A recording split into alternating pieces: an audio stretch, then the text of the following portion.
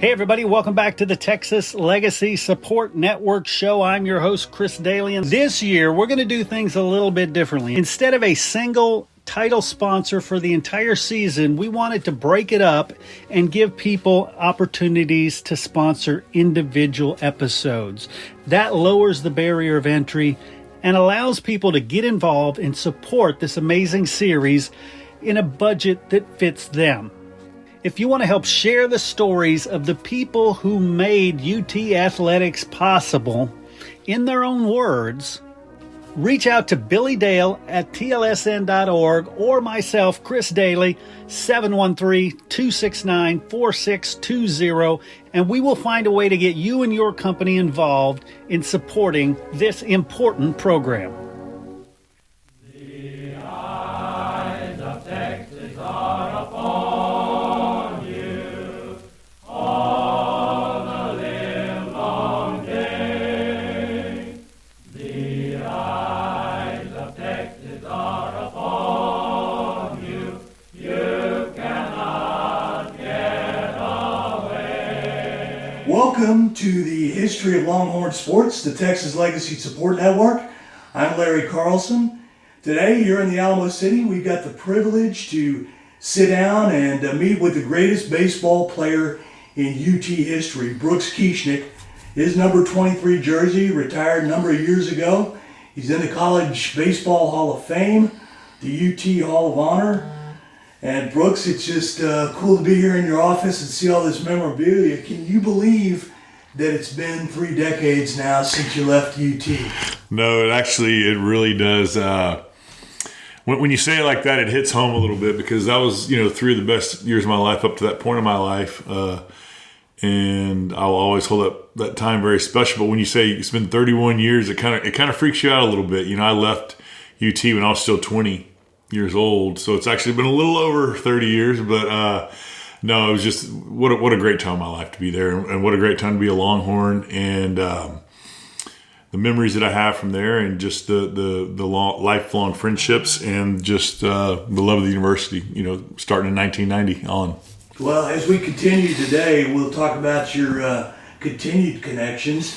And I know one thing right off, that you coached the alumni team earlier this year when they played the varsity to kind of tee off the season. And how much fun was that? It's a lot of fun, and it also, that makes you feel old too when I figure out I've been doing it now for 17 years. That kind of hits home a little bit too. But no, it's always great to see the young guys and that are playing pro ball now that come back, and the numbers have steadily been growing a little bit for a while. It was, not many of them were going on and getting a chance to play pro ball, but it's starting to really pick up now, and you're seeing more of them, and it's always great to see the varsity as well. See what they're going to be like, and see what the future holds. Well, speaking of both of them, who do you tab as a MLB prospect that's in the ranks now from the alums? Well, you can look right off the bat. Look at shortstop with Jalen Flores. Are you talking about the alums? And then we'll get back to Jalen. Yeah. Alums.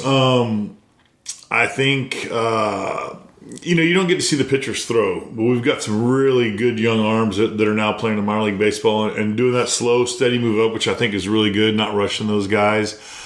I just think there's going to be a few names that you probably won't recognize, but I think they're going to have a chance to play. And I have to go back and look at my roster again because I was thinking varsity when you mentioned that, but there's going to be a lot of good kids that are going to get a chance to play pro ball and make it to the big leagues. I'm excited to see, speaking of such, and of course this is his first year, but Dylan Campbell, and a lot of people said Eric Kennedy's he's too old to be a prospect and this or that and stuff, but I sure had fun watching that outfield last year, and it was ironic and sad the way the season ended on that sour note at Stanford. No doubt. Nobody's fault, but I thought that was maybe the best outfield they've ever had last year when, Campbell and Kennedy and Porter Brown, and of course Porter Brown's back now, but I don't know. Speaking of, you mentioned Jalen Flores, and if you're a Longhorn fan, he's been an electric player already this year, here from San Antonio, and playing a great brand of shortstop, and man, are you surprised at his power? I that's what I was about to get at. I was surprised how much pop he does have in his bat, and making all the plays at short. Good arm, can run a little bit as well. Good stature. So I think he's got a chance to really be special if he just keeps his head down, keeps moving forward, and keeps his eye on the goal of being a Major League Baseball player. Did you consult with those guys? Did they, lean on you a little bit for some advice and just some experience? Back in the day, I would do a little bit more. I haven't, as of late. Obviously, when Coach Gus was there, I spent a lot more time up at the dish. And then, Augie and I built a great relationship for 20 plus years that he was there. And Dave Pierce and I are friends, but I haven't spent as much time up there as I did back when Coach Gus and Augie were there. Yeah. Any thoughts on Will Gasparino thus far? He came in with rave reviews out of Los Angeles, and he's hitting for average, and he looks kind of like a giraffe out there in center field sometimes with all that height. But your thoughts on him?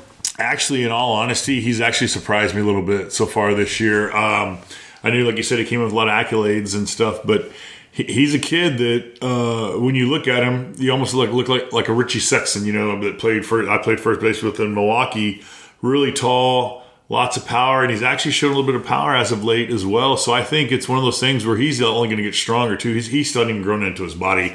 I think he's going to fill out, and I think he can become a really good power hitter as well. Well, you mentioned Coach Gus, and I know you were very close with him. There's been a lot written about your relationship and some of the other players with Coach Gus. We lost him early last year in January 2023. Maybe a few stories, Brooks, if you would, about how it was to play for him, but then to build a friendship later. Oh yeah, I know. One of my favorite stories of all time is when I was getting recruited. I was going to go to either LSU or Mississippi State. Starting off, I hadn't heard from Texas yet, and then late after I literally had just verbally committed to Mississippi State, and Ron Polk, who I love to this day as well, said he always liked to fly down and sign his players himself. So they were in a regional, so he said, I'll be down there in a couple of weeks and I'll come sign you. I said, yes, sir, all right. And then, lo and behold, day after that, Darren Gustafson calls me. He's like, hey, want you to come down and come to the University of Texas. I said, Darren, that's great, buddy, but I've already verbally committed, and I really appreciate it. I've always wanted to play at Texas, but I apologize. I'm already committed to go to Mississippi State. I was like, well, sorry to hear that.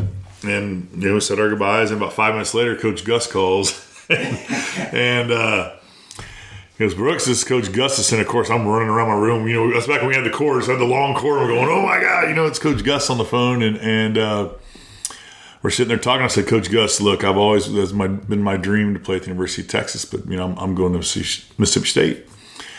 He goes, well, Keish, or I think he didn't call me Keish. He goes, Brooks, well, if you're going to go buy a Cadillac and you go into the Cadillac store, and they said, hey, we'll sell you this Cadillac for $30,000. And you go, okay, I'll be back there tomorrow to buy it. And you walk down the street, and that same exact Cadillac they're selling for $25,000. Which one are you going to buy? I said, well, Coach Gus, I'm probably going to buy the one for $25,000. He goes, I'm offering you a better deal. You need to come to Texas. I said, yes, sir.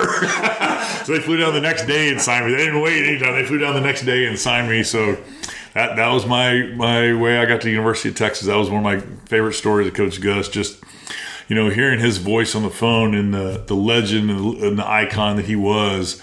I mean, how anybody didn't go to the University of Texas if he called you was beyond me. Yeah. I was just thinking, I had to laugh. It's like these days, if they mention a Cadillac, the kid would probably say, where is it? Yeah. Cadillac, I want a Ferrari. Yeah. That's right. Might as well move on to the Aston Martin. And oh, my gosh. No doubt. No doubt. Wow. Almost Mississippi State Bulldog. Thank God. Close escape for the Longhorns and Coach Gus. Did you have any, I'm not going to say run-ins, but my buddy Kirk Bowles told me that he goes, well, tell Brooks hi, and then you told me. Tell him hello, yeah, absolutely. And he said that he remembered Gus tearing into the team maybe when you were a freshman. Oh, yeah. And, that Kirk said, I wasn't just a fly on the wall. I was still in the locker room, and he'd forgotten I was there. Mm-hmm. And he was yelling at the team. And people didn't think of Coach Gus that way. Oh, yeah. Yeah. And he said, I think he even got on Brooks and said, "Are you the guy that I thought you were?" Oh, yeah. Yeah. How tough was he when you were young there? Oh, yeah. So I kind of vividly remember this whole deal. He basically went down the line and got on everybody. And then after that, he called me in his office and he goes, "I don't know what you're doing out there, but if you don't quit playing like a freshman, you won't play here." And I go, I am a freshman. I'm still learning this. And he goes, "You're pitching on Tuesday against Kansas or whoever it was, or whoever we were playing." He goes, "If you don't pitch well, you're not playing. You're not going to pitch again." I think I went 7 innings, gave up 2 hits or whatever. But I was like, and then he came to get me in in the 7th inning or 8th inning. I go, "What, did I not do anything?" Because in high school, if I started the game, I finished it. I mean, there was no, "You're not coming to get me. I'll finish and I'll be all right." But he's like, "No, you did exactly what I needed," and we moved on from there. But I remember.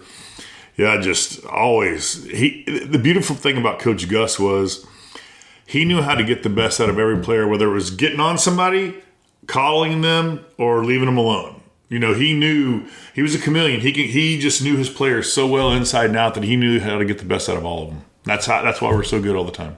What, Brooks? What did you? What was your relationship like? And you and some other players. It's obviously different after you leave and after you're an adult and you're no longer playing for him. What was your relationship like with Coach Gus then in the years to come? Well, he was always a huge father figure to me as well, being there. And not only taught, the game of baseball, but the game of life as well. And always in the offseason, open arms. I went back to Austin every year for the offseason and just open arms and basically carte blanche at the field. Whatever you want. You want to hit, you want to throw, you want to, live BP, you want to hit in the cages, you want to go to the weight, whatever it was. That's the family that he built and the legacy and the love for the university he built for his players was stuff like that. You always, if you even played inter squads, if you never even stepped on the field, but you were part of the team during the fall, you always had a home there. And that's what he did for not only me, but for, everybody that played for him. Talking again to Brooks Kieschnick here on Texas Legacy Support Network. And Brooks, I got a review for the listeners. You had a 34-8 record as a pitcher at Texas. About 360 for an average for the 3 years. 43 homers, more than 200 RBI. 2 World Series appearances. What do you recall about the World Series appearances? I know that you didn't get to the championship, but 2 hellacious years for the Longhorn teams. There's a couple things on the World Series. Both years we won the first game. Both years we went up there. I think I beat Oklahoma the first year, and then beat Oklahoma State the second year. First year, I remember. There was a party at the Henry Dorley Zoo, about in right field, and we were there kind of late, and Coach Harmon goes, "What are you doing here?" I'm like, "Well, I thought we were supposed to be here." He's like, "You get home right now, and if you don't throw 7 innings at a home run, you're in trouble, blah, blah." Well, I threw 7 innings at a home run, so we were good. I didn't get in trouble then. But, and then, that was a weird year, the first year there in 92, and we just ran into Wichita State, which J.D. Smart threw a fabulous game that time. And, I don't ever blame anything on the umpires, but it was a really tight zone when we were on the mound. I was going to say that. But, and then just one of those things where, stuff happens and the ball didn't go our way or fall our way or whatever. And we lose. And then the next year, first game against Oklahoma State, I was getting my brains beat in the first 4 or 5 innings. Coach Gus tried to come get me, and I just waved him back in the dugout. I said, "I got it." And I think I threw 100 fastballs in a row the rest of the game and threw 172 pitches, and we beat them on the first game of that series. And what was funny is that I had just gotten drafted and then went out and threw 172 pitches. So the Cubs were like, "What are you doing, dude?" But I love to throw out of rubber arm. But anyway, those are 2 of my favorite memories. And of course, in 92, giving up a grand slam to Steve Rodriguez, who's the hitting coach now at Texas, when Pepperdine won it all in 92. And then giving up a home run to Sean Hugo at Oklahoma State when I came back into relief at the Collegeville series a couple days later after throwing. But, it is what it is. And just memories that you'll always have and memories that I love. And, when we get together with all our teammates and stuff, we talk about the same things, but, we're getting older, so it's always new to us when we start talking about it again. So, I just really cherish those 2 years we got to go. Yeah, you did play with some other notables, obviously, at Texas, Calvin Murray and Clay King and Braxton Hickman. You mentioned J.D. Smart. Some of those guys, do you still keep up with any of the old teammates? Yeah, matter of fact, and Jay Vaught and I, we were roommates for the 3 years I was there, and I'm actually going to see him next week. We're going to go play golf with J.D. Smart out in Houston. So, we still stay in touch. Not on a daily basis or anything like that, but enough to where it makes sense. And everybody's got kids, and kids rule the world. And hopefully when we're all empty nesters, we'll start getting a little bit more involved with each other and staying, a little bit closer in touch. You had a characteristic butt wiggle at the plate that everybody knew about in the days back there as a Longhorn, and you probably took a lot of flack from the opponents, but I think your bat spoke for itself. What do you remember from some of the teasing from maybe your own teammates and some of the hecklers from opponents? The teammates didn't give me too much stuff about it, but A&M was the best. I loved going to A&M because they gave me the most crap about it. It was amazing. I mean, they waved dollar bills, called me Elvis, people holding signs, have my baby, I want to have your baby. I mean, just funny stuff like that. And then, as you hit one out or hit a double or something, you just loved it even more because it just sunk in and made you want to play even harder. So I thrived on that kind of stuff. I wanted people to, because if somebody's not ragging on you when you're on the road, you're not doing something right. So I wanted all that stuff all the time to maybe even want to play better. How did that motion start? Do you recall? I do actually. So I was playing Junior Olympics out of high school, and I can't right now remember exactly the coach's name, but I had a batting stance where I would just kind of lean back, and I didn't really get any motion. I didn't have a starting motion. I just kind of went from right there. He goes, "Hey, you need to get some kind of rhythm going, so you have a load." Because I'd kind of just hit from almost like a dead spot and just go, kind of like a George Brett stance back in the day. You know how he's kind of down and low, but in high school we mimicked a lot of people's. I did from Darryl Strawberry to George Brett to whoever I could mimic being in the big leagues, but. He's like, "Hey, you need to get some movement." I was like, "Well, what do you want me to do?" He's like, "I don't know, just kind of get some movement." So I just said, "Oh, well, I guess I can do some timing." And so I just started wiggling my butt, and that's what happened. And it just kind of evolved from the summer of my high school year through the rest of my career. It was a timing mechanism. Yeah, wow. Well, it worked. That's for sure. The proof's out there. I was talking about players, teammates of yours, and I jotted this down yesterday. I thought I got to ask Brooks about this. You had a couple of quarterbacks that you actually played with, Peter Gardere and Shea Morenz. I did. And, both those guys were, just athletes. And Peter went on to play, in the Canadian Football League, and of course, Shea Morenz picked by the Yankees. What do you remember about those guys? I remember. So my junior years when Peter Gardere came over. I mean. The guy hadn't sniffed the baseball field in 4 years and comes over and starts for us. I'm like, holy cow, how good of an athlete do you have to be to not, he spent, right after football was over, he came over and started practicing. But I'm like, you haven't seen a live pitch and all this stuff. And he comes over and plays. Him, Derek Duke. I mean, we had a couple of those guys come over and play. And that was the same year Shea Morenz was a freshman. So we had, old hat, new hat coming in to get, playing together. And we call Shea Morenz franchise. That was his nickname, was a franchise because, he's a starting quarterback and a starting, right fielder. But just great, fabulous guys. And I keep in touch with Peter a little bit. I'm going to get to stay in touch with Shea Morenz quite a bit more because his daughters are at Texas and both my kids are at Texas. So we've already run into each other a couple of times at some, sorority and fraternity stuff for our kids, so it's really neat. Very cool. Yeah, I mean, those guys were fun to watch. I loved Gardere, and of course, everybody knows 4-0 against OU. That one won't ever be touched. Was going to ask you about, the trip to the majors after getting drafted first by the Cubs, and obviously, things didn't turn out the way you planned, I'm sure, but you made history, Brooks, and long before Shohei Ohtani, you were the only guy that had done what you did, and those records, have been out there. The only man to, hit a home run as a pitcher, a pinch hitter, and a DH. All in the same season, yeah. Yeah, for the Brewers, your last couple of years, you really had some good times pitching in relief and still, being at the plate. Did you have a sense that you were, part of history?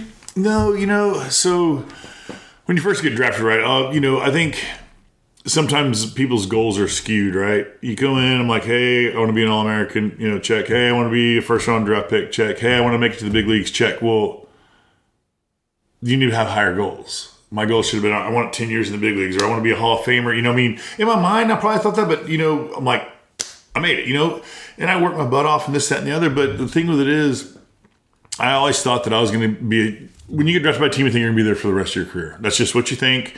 I'm going to be playing in left field. Sammy Sosa's going to be in right. It's going to be great. We're going to go hit bombs. We're going to have a blast, and back in those days, it was totally different than today. Back in those days, they want average and they want this. And if you hit home runs, great. Now it's totally flipped. They don't care if you hit 200, if you hit 40 homers. I remember Adam Dunn going, Keish, it's crazy these days. All I have to do is have 40 good swings a year. And he was right. I need 40 good swings a year and, I'll make $7 million or whatever it is. And so the game has evolved or changed, for the better. I don't know. I mean, I don't really like some of the rule changes, but anyway, we can get to that later. But the only, I wouldn't really even say regret, because the man upstairs doesn't make mistakes. I'm where I am because that's where he wants me to be, and that's what I'm doing. I wish I would have got 500 at-bats in the big leagues one season. I just want to see what kind of numbers, let me play. We weren't allowed back then to play through a slump. If you slumped, I'd call somebody else up from AAA. We had me, Brant Brown, and Robin Jennings were on a merry-go-round. Just whoever was hot at the time would get called up and sent down, called up, sent down, called up, sent down. And right, wrong, or indifferent, that's just the way the Cubs did it. But fast forwarding to the Milwaukee days, I remember signing in 2002 to go play with the Cleveland Indians, went to spring training with them. And they were trying to sell me to Japan. Well, it didn't work out when Japan was there. I had a horrible day. I think I was over 4, 3 strikeouts, whatever, on some backfield somewhere. And they called me in the office, hey, we're going to send you down to minor league camp. I said, you know what? Nah, I'm good. I said, I'm going to pitch. And they go, what? And I said, yeah. I said, I want to pitch. And they go, well, we want to see you pitch. I'm like, fine. That's fine. I hadn't pitched in 10 years, but I'm tired of being a yo-yo and going up and down and being somebody's insurance policy. I want to see if this can take me and do anything with it. So they go, well, will you sign this waiver if you get hurt? We're not reliable. I'm like, yeah, I'll sign it. Or reliable? I said, yeah, whatever you want. So I signed it. And I go and I start working out with the pitchers, running, throwing, all this kind of stuff, throwing bullpens. I'm like, hey, if you want to evaluate me, I need at least pitch in the game. So they had a minor league game. I threw one inning, struck out 2, walked 1, and got a pop-up. And I came off the field. My arm was shaking so bad I couldn't even hold water. But then the next morning they go, hey, I go, hey, what's going on? And he goes, oh, well, come see me after practice. We'll let you know. And I'm like, cool. Man, I made a team. I didn't care if I started an A-ball, AA. I didn't care. Get called in. I'm like, hey, we're going to go ahead and release you. I'm like, what? And they go, oh, we have plenty of guys that can throw 90. I go, well, can they get anybody out? And I turned around and walked out. And that was my days with Cleveland. Whoa. And I went home, didn't have a job, just moved here, bought a new house. I'm like, what are we going to do? So one of my best friends, Rich Sever, I played with the Cubs, said, hey, I'm coaching a independent team in Brockton Rocks. Why don't you come up and pitch for us, and we'll let you pitch and hit and do everything. I'm like, done. So I go spend one day up there in practice, and my agent called and said, hey, the White Sox want you to come AAA for them, or come DH for them in AAA. I said, I'm not going unless they let me pitch. All right, I'll call you back. He goes, all right, they're going to let you pitch too. Thanks. Well, at least I made the Brockton. They had to buy me from them, which is great. They made that team some money. And basically I get down to Chicago and Charlotte Knights, DHing, throwing bullpens. I go, hey, guys, I'm not here to throw bullpens and hit homers for you guys. I want to get in a game. Let's go. And they go, fine. So about 2 or 3 days later, they put me in a game, and I face Matt Franco, Wilson Betterment, and Tim Unruh. I'm throwing, and I've never thrown this hard in my life, I'm throwing 92 to 96 with a big, nasty curveball, and I strike out the side, and it was like, holy cow. And I threw 17 or 18 scoreless innings my first time back from pitching, and it was crazy. It was just one of those things. And they go, hey, we want to sign you for next year. I'm like, no, take me to the big leagues. They want to sign me to a minor league contract. I'm like, no, take me to the big leagues. They wouldn't do it. And then the day I became a free agent, I think it was December 15th. And the end of that year, Doug Melvin calls. He goes, we want you to do exactly what you did in AAA for us in the big leagues in Milwaukee. And that's how I got there. Wow. What a story. I mean, I know you had to have some frustrations from the minors when you did so well. And then, like you said, didn't get the shots. So thank God for the Brewers. And then, all that happened. I remember that Sports Illustrated. Oh, the Kieschnick meter. That was so funny. Yeah, that was really cool. I mean, every week. Yeah, you had captured the nation's, baseball fans' imagination. That was a really cool. That was a neat deal. I did interviews with people I never thought I'd do interviews with too, and just talked about it. And I loved how one side it was McDonald's, and the other side it was the bus going to the big, or no, McDonald's, the bus, and then the big leagues. It was pretty funny. I thought it was classic. Wow, what was more satisfying? It's probably hard to say, but success at the plate or on the mound. At that point, in 03, 04, I'll just put 03, I was more of like, hey, I'm going to mop up when we're getting crushed or we're up ahead by 10. I mean, and I understood. I was going to go out there and throw till I couldn't get anybody out, and they were going to take me out, because it was like I get to eat up innings for the other guys that are, But what was great about that is I was getting a chance to hit a lot. I was DHing on, interleague games. I was pinch hitting. I even played outfield a couple times, and it was a blast. But then the next year I go to spring training, and I work my way to like the setup guy. I'm throwing the 7th or 8th inning, and my hitting's gone down, but I'm still hitting close to 300, but I'm not hitting as many bombs, but I'm still, the setup guy. Just that was what I loved. I was more focused on pitching, and because I knew that was going to keep me there a lot longer, because they're not just going to go, hey, you're going to DH when we were on the road or pinch hit. I had to get people out. Yeah, well, you did. A lot of success there, and like I said, I mean, a place in history. Are you surprised that there haven't been more guys that have tried to convert from the success both ways in college baseball? I'm not. I wouldn't say I'm not surprised. I wouldn't say I'm surprised. It's not. It's not just like, hey, go do it just because you could do it in college. I would go take batting practice, this, that, and the other. Then I go throw a bullpen. Then I'd go do my running for the pitcher. I mean, it's a process. It's not just going, hey, yeah, let's go do this. You still have to have a little.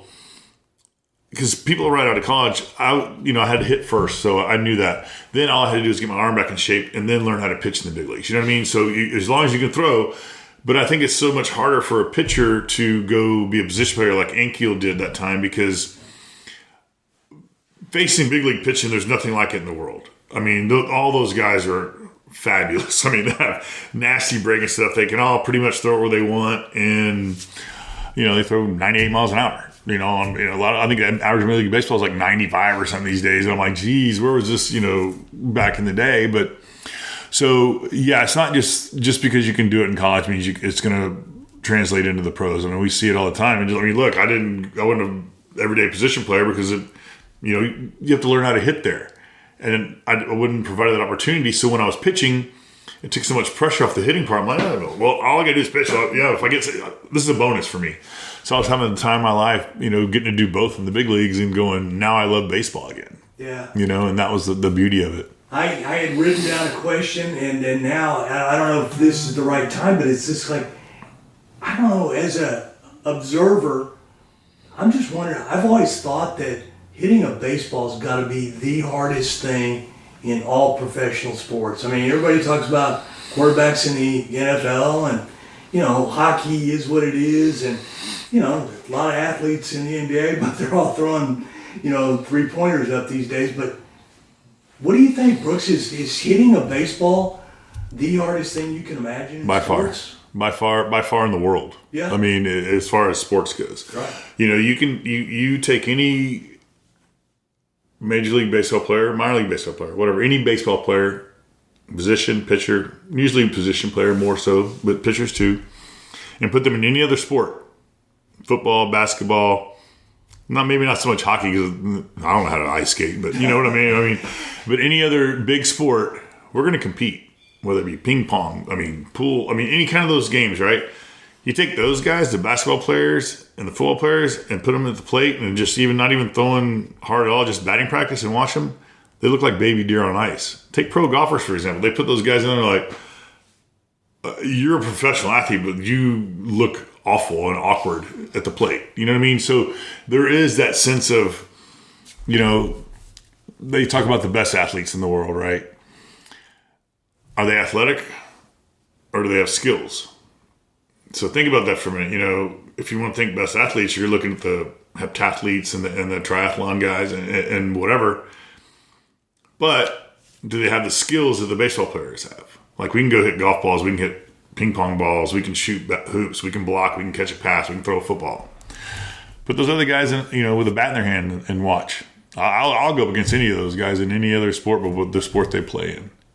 You know what I mean? And that but put us in different sports.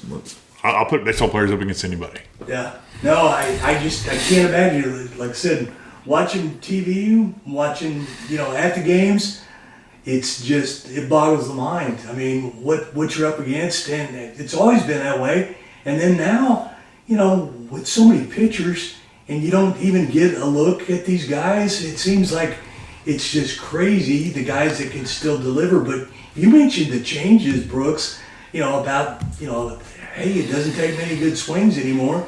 There's guys, the Yankees lineup last year, there was hardly anybody above 210. Man, it's all or nothing here at Home Run Derby is what it was. When Judge was out in the picture, there was nobody hitting. Yeah. It's just crazy.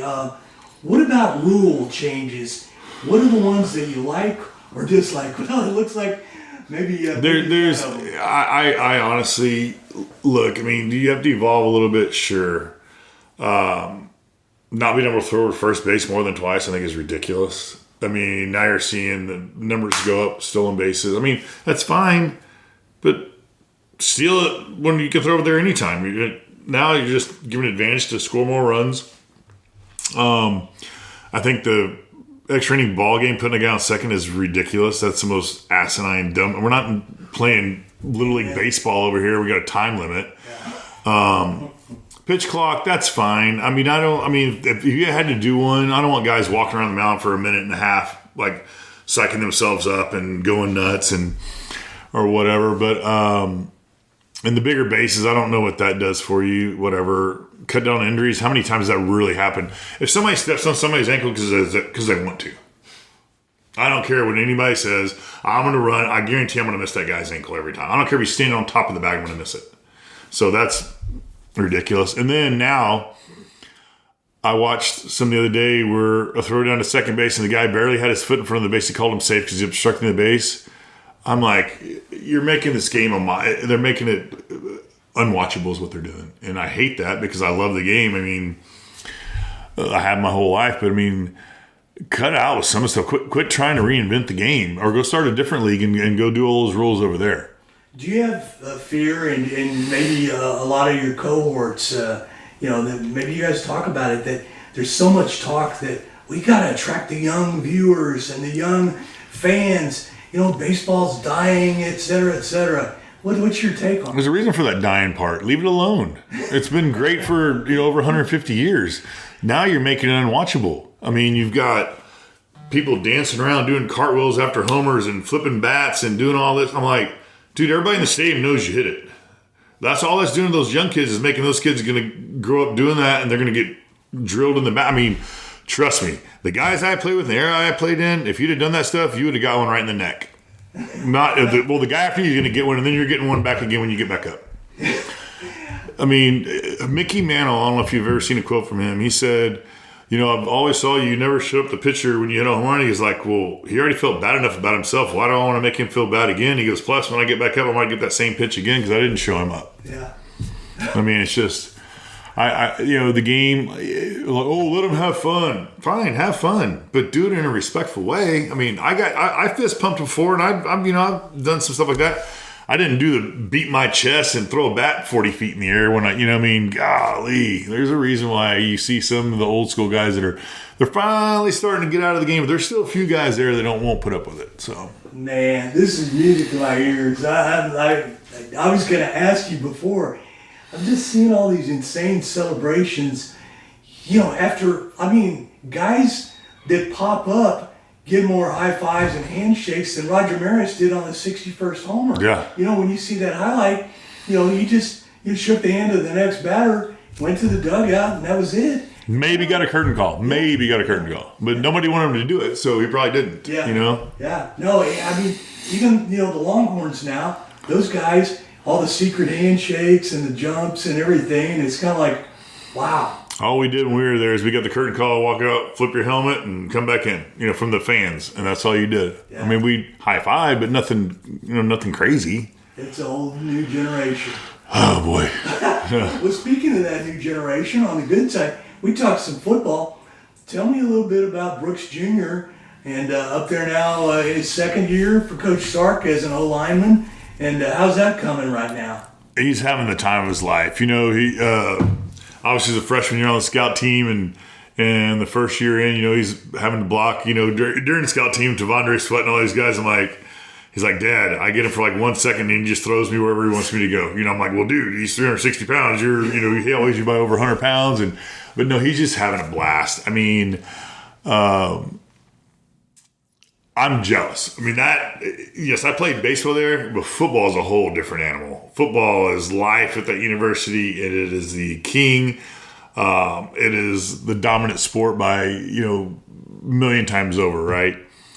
And he is, he's getting bigger, getting stronger, getting better, doing all this kind of stuff. But I will say this, the culture that Sark is building at that university, inside of that locker room and on that team, is beyond anything I've ever seen, heard of, or whatever.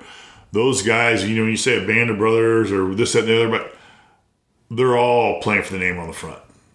Not anybody's playing for the name on the back. They don't care about that. They're playing for University of Texas. They all have the same goal in mind. They all have each other's backs, and they all care about each other. It is the coolest thing I've seen, and Sark has done a fabulous job, and I hope he stays there till he retires and doesn't want to coach anybody else. Because what he's brought to the university, you cannot put a price tag on. That's very good to hear from a football dad and from an immortal among the Longhorns, because, gosh, what a dry spell for football. Thank God that we've had baseball all these years and not many dips. It's sure. Still a zillion trips to Omaha. But, right. It's great to see football back. Well, great wishes to Brooks Jr. and shout-outs here for the high schools. You were Carroll Tiger out of Corpus. Yes, sir. And Brooks Jr., Alamo Heights Mule here in San Antonio. Any SEC thoughts about baseball and football, Brooks, and what Texas faces, next season? As far as baseball goes, look, it's good baseball. You got the Vanderbilt. You got teams that aren't really very good in football in the SEC, but they're fabulous in baseball. And then you've got some that are great in both, and then you got some that are good in one and bad in the other, right? I get it. Baseball, it's going to be fabulous. It's going to be great baseball. I think you new stadiums, new teams you're playing against. You only ever see them either in the regional or the College World Series. Now they're going to be in your conference, and I think it's going to be an eye opener. I think just for both sides, for all sports for that matter. I think football is going to be like playing a bowl game every weekend. The excitement and the crowd and the atmosphere is all, they're going to be like bowl games literally every time you play an SEC opponent, especially your Georgias, your Floridas, your LSUs, your Alabamas. All of that is going to be a bowl game every weekend, whether you're on the road or you're at home. It's going to be like a party like no other, and it's going to be fabulous. And especially for the first few years, will it ever die down? I don't know, but for the first few years, it is going to be electric, and you're not going to want to miss it. Can't wait. It's just like you said, every sport, but especially football and baseball. That's the SEC, and it's long overdue, I think, for Texas to be there. It's the one thing the Aggies ever did that I thought, well, I wish we would have done that. Yeah, no doubt. But here we are now, and now the Horns can beat the Aggies every year. Yep, absolutely. Multiple times in baseball. Well, wanted to mention you've had some business ventures over the years, and right now I know that you've got Launch Hydrate. Tell me a little bit about that and then how you're involved. So it's a drink we launched probably a little over a year ago. No pun intended. But it's a hydration drink, but also mental focus and stuff like that. And it's going very well. And we're the official drink of Perfect Game Baseball. And now we're going to be venturing out into different avenues and different places in youth sports and start there. I mean, you can go on Amazon and get some too, but I'm talking about we're just trying to really focus on youth sports and get another positive, great drink out there for the kids. And like I said, be watching for it because it's going to start growing and start getting bigger. And I think it's going to be something to really pay attention to. Sounds good. Launch Hydrate is the name. What's your favorite flavor, Brooks? So there's a strawberry one. I call it the red one. I don't ever pay attention, but and it's fabulous. But they're all really, really good, and they've shake them up and they even get better. Pour them over ice, they get better. That's the way I like them anyway. And but I think it's really going to really make a splash once people get the word out and understand it, start drinking it, and it's gonna be great. Somebody at home is gonna try that with tequila, I bet. Tequila or vodka. Hey, I'm not condoning that or pushing on you, but it's probably gonna be pretty good. It sounds like it.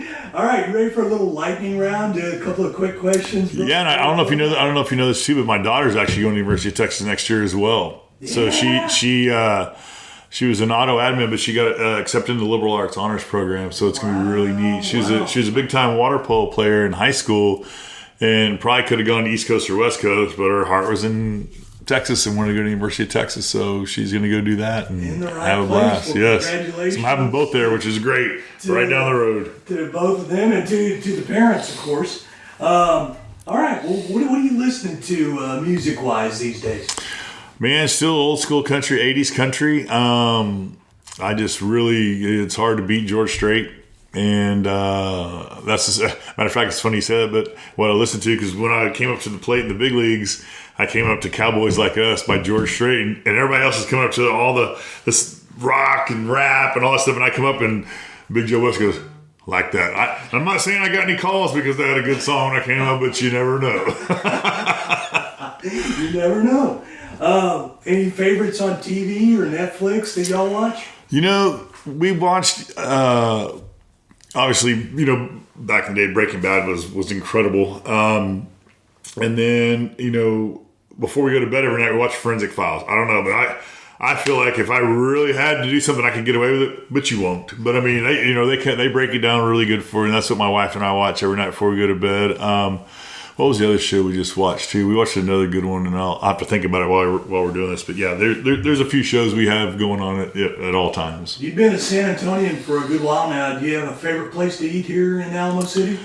So depends on what you're eating, right? As far as if you want a really, really, really good steak, you go downtown and go to Bohan's. It's a fabulous steak restaurant. It is a great place. Happy hour / Mexican food, So Luna. I mean, it's a who's who, and it starts on Thursday at noon and it goes through Sunday at night. You go in there, you're going to run into somebody you know, and the drink they have there is called a chispa. Don't know what's in it. It's kind of a margarita. It's kind of not, but it's really good, and that's kind of where we go. That's a puro San Antonio. That's right. Yeah, it definitely is.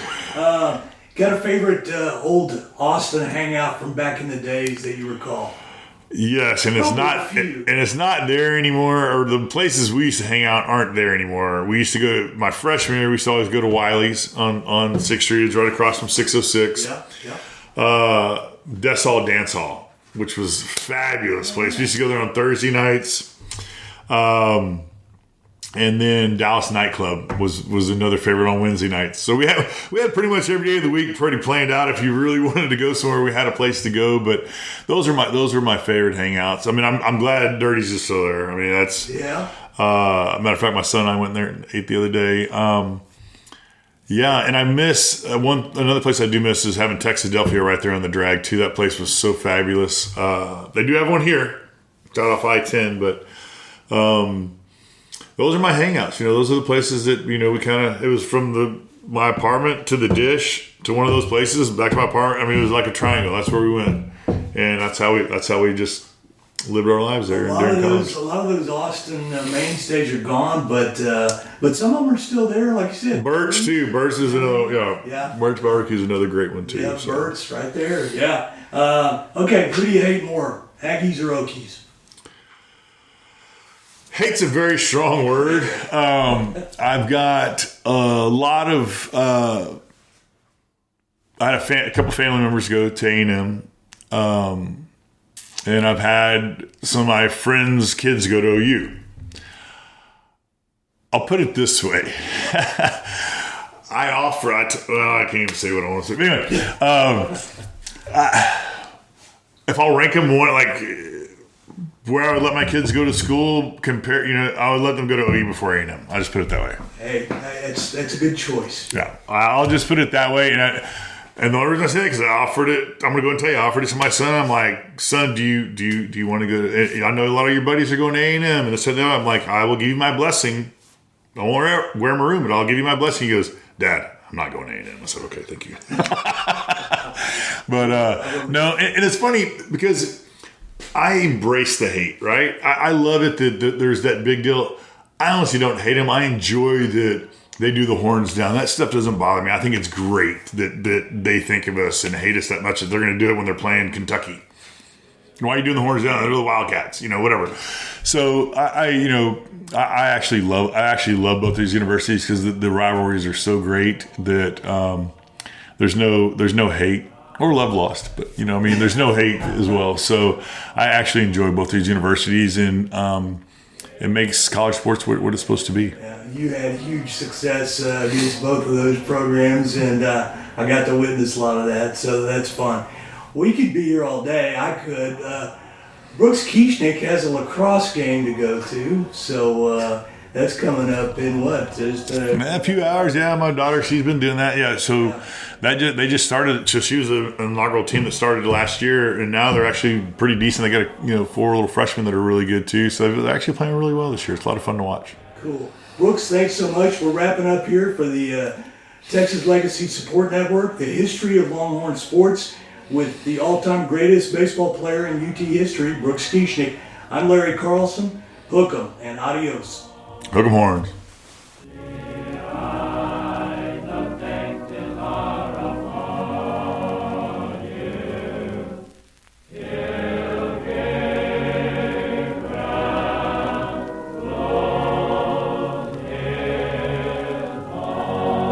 Remember, if you would like to help in the collection of these amazing oral histories, you can reach out to Billy Dale at billydale1@gmail.com. That's BILLYDALE1, the number 1, @gmail.com.